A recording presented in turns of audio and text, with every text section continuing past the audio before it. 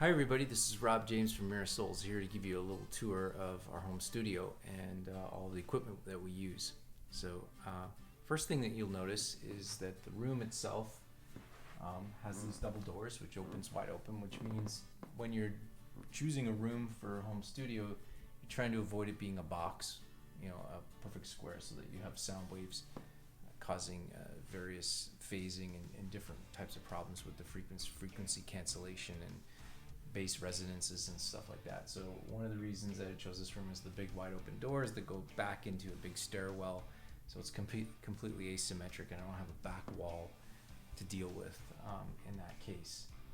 So that's probably the first thing to notice about it. If you come on in here a little bit, you'll notice the second thing is that these sound treatments, so these panels here, these are from Prime Acoustic. I believe it's the London kit that comes with these pieces, and they actually just sit there on the windowsill, so if I want more light or whatever, I can literally just set these things down and create some more light for myself, or I can be in mixing mode and I'm going to want all of the sound protection I can get in there. Those are actually hard attached to the wall. Same thing behind here with these windows.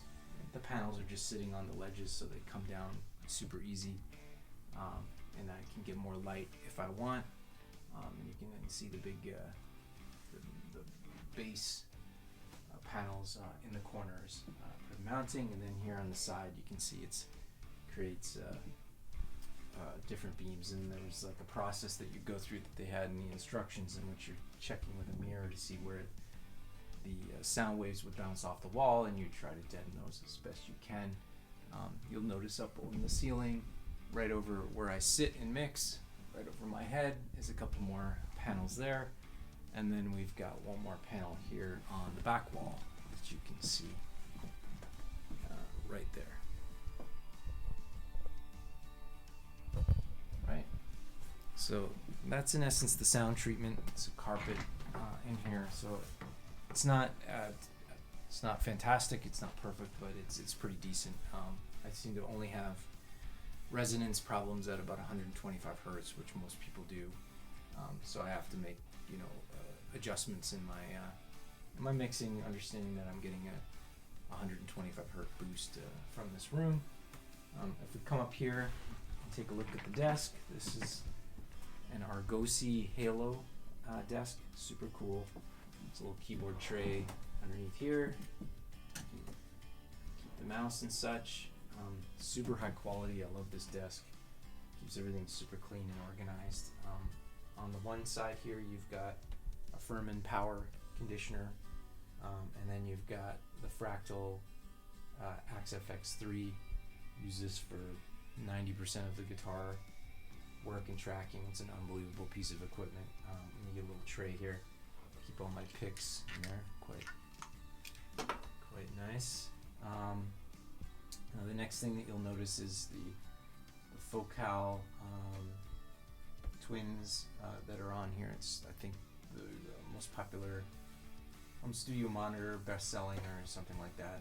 And anyways, those are a key piece of the studio. So those are carefully made for where I sit in for the mixing, so that it's a perfect triangle, equilateral triangle to where I'd be sitting and hearing things for the mix. And they're suspended here on these, they come with the Argosy desk to do that, and then there's a strap here to sort of keep it in place, I guess, in case there's an earthquake or something. I have two other sets of monitors. I have these KRK Rokit 5s, and then there's these Avatone ones that are meant for lo-fi. So the idea is just mids and sort of give you the headphone lo-fi kind of experience. So we mix on all of those mono and then stereo. I like to be able to switch between the monitors, so I can kind of clear my head and hit the reset button. It's almost like leaving the room and getting a different perspective. So I'll quickly switch between those monitors when I'm in mixing mode. So here we have iMac 27. It's the 5K screen. I use Logic, and you can see that there. On this side, you've got the matching monitors, and then over here, you've got this is a FMR RNP, really nice preamp, and really nice compressor RNC. That's actually their name, the really nice compressor and the really nice preamp. But it's mounted with a FunkLogic rack mount system. This is an old piece I found for $50. It's a Gallien-Kruger 2000 CPL, really big in the 80s. So every once in a while I want to sort of the sound of Rush from Power Windows or Hold Your Fire or Iron Maiden at Somewhere in Time era guitar sounds, and for $50 it sort of slaps in here and you can kind of bring something to it that's really not really emulated. So I don't use it very often, but it's kind of an interesting thing to have on the palette. Here's sort of the heart of the studio with the Apogee Ensemble interface. You can switch between the different sets of monitors with these assignable switches. Really amazing piece of gear here, and then you have another power conditioner for this side of the rack set. And so that's mostly what's on the desk there. I have a bass, PV Foundation. That's a really old bass I bought in the 80s, long ago, but it still works great. Here you have an original 5150. It was bought the year that the amp was made, and this is a SUR reactive load. So if I'm recording this, I like to mix in real analog tube amp with the modeling from Fractal to combine the two, and I use the SUR reactive load to take the load and direct record, emulating the cabinets and so forth. So that's that. For headphones, I have a couple of pairs of open back SRH 1840s from Shure, and then for closed back for recording vocals or whatever, I've got the Audiotech ATH M60 X's there. Over here to the mic, this is a Neumann U87, pretty much industry standard mic's probably one of the most expensive pieces of gear I have.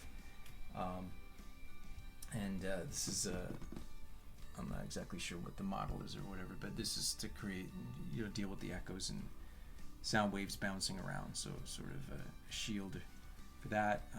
I've set up 3 different inputs so I can quickly switch between whether I'm going through the FMR preamp or I'm going directly to the Apogee, or I'm going to the Apogee but only a compressor. So I have totally clean Apogee with a compressor, and then the FMR preamp and compressor combination. So I just snap in different combinations of these 3 depending on which path I want to take. I'll do other things on occasion, but that's 90% of the stuff is going to go through those 3, so I can just quickly set those up and go. Other than that, chair from Office Depot. You can see I've got this amp here. It's not a great amp, but basically I put the Fractal through the effects return, so it just acts as a monitor if I just want to be able to hear stuff without listening to headphones or whatever. With that, got the cables hanging up on the wall. Here's where I have the guitar rack. You can see most of my main guitars here: Les Paul Custom, the EVH Wolfgang, Gem. This is the Cracked Mirror Ibanez PS10. And I have a Takamine guitar, acoustic guitar here that I actually put electric strings on that I don't actually record with. I just have it to work on songwriting or grab a part, and I just want to grab it quickly, so it's sort of my scratch pad guitar. I don't leave out my better acoustics. I keep them in the cases. And of course you've got the EVH Stripe guitar. I don't really use that for recording either, but mostly it's cosmetic, so I just like looking at it. Here we've got the Supercritical Kermit the Frog. Very, very important part of the studio. Little plaque for Quantum Arrival. Container for a bunch of other cables and so forth. And other mics that I use. So for example, pop in here a little goodie bag, the classic SM57 of course, a MXL 603 pencil mic, comes in handy. I've got a Neumann 102, sometimes the U87. I just want to get different sounds for the blend, then I'll throw up the 102 and get a second track going just to give some a little bit different flavor. I have a few other MXL mics that are not terrific, but they're just interesting. They sound a little different, bring something different to the palette. I have a MIDI controller that I don't use very often, but if I do, I just grab it and slap it up on the desk and plug in the USB, and away I go. So I believe that concludes the little tour of the studio. So thank you everybody for watching. If you thought this was helpful or want to support the band, please go ahead and like the video, comment, and please subscribe to the channel. Alright, thanks everybody.